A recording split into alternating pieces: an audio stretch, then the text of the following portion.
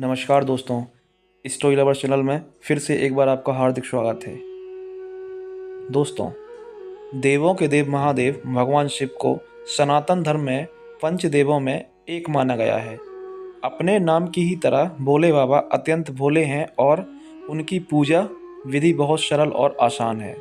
भोले बाबा अपने भक्त द्वारा सच्चे मन से चढ़ाए गए एक लोटा शुद्ध जल और बेलपत्री से ही प्रसन्न हो जाते हैं। लेकिन शिव जी का विकराल और रौद्र रूप भी है, जो उनके क्रोध के सामने आता है उसको बहुत ही मुश्किलों का सामना करना पड़ता है। इसलिए महादेव के प्रतीक शिवलिंग की पूजा करते समय कुछ नियमों का पालन करना चाहिए। अगर आपके घर पर शिवलिंग स्थापित है तो पूजा में कोई भी गलती ना करें। शिवलिंग की विधि विधान से पूजा करना फलदायी और लाभकारी होता है। दोस्तों, घर पर है शिवलिंग तो इन बातों का ध्यान रखें। दोस्तों, स्टोरी लवर्स चैनल को सब्सक्राइब करें, विधि विधान से करें पूजा।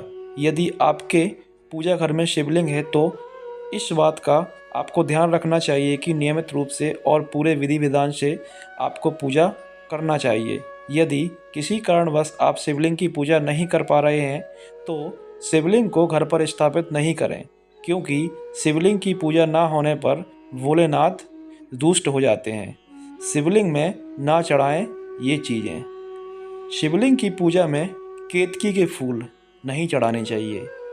इसके साथ ही शिवलिंग पर कभी भी तुलसी दल या तुलसी के पत्ते भी नहीं चढ़ाने चाहिए। शिवलिंग पर हल्दी कुमकुम चढ़ाना भी वर्जित माना गया है। घर पर शिवलिंग का आकार।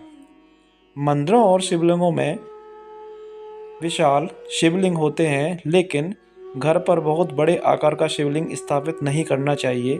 घर पर नियमित पूजा के लिए शिवलिंग का आकार आपके अंगूठे से बड़ा नहीं होना चाहिए, क्योंकि शिवलिंग संवेदनशील होती है। इसलिए पूजा घर में छोटे आकार का शिवलिंग रखना ही शुभ होता है।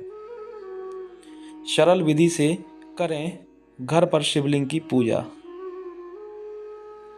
घर पर प्रतिदिन शिवलिंग की पूजा करने के लिए सबसे पहले आचमन करें और फिर शिवलिंग पर गंगा जल या शुद्ध जल से अभिषेक करें।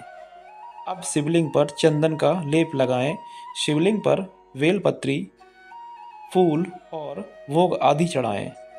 पंचाक्षर मंत्र ओम नमः शिवाय का 108 बार जाप करना चाहिए, लेकिन घर पर आप 12 बार भी इस मंत्र का जाप कर सकते हैं। दोस्तों, इसके बाद शिव जी की आरती करें। इससे आपको बहुत ही लाभ होगा और सारी समस्याओं का अंत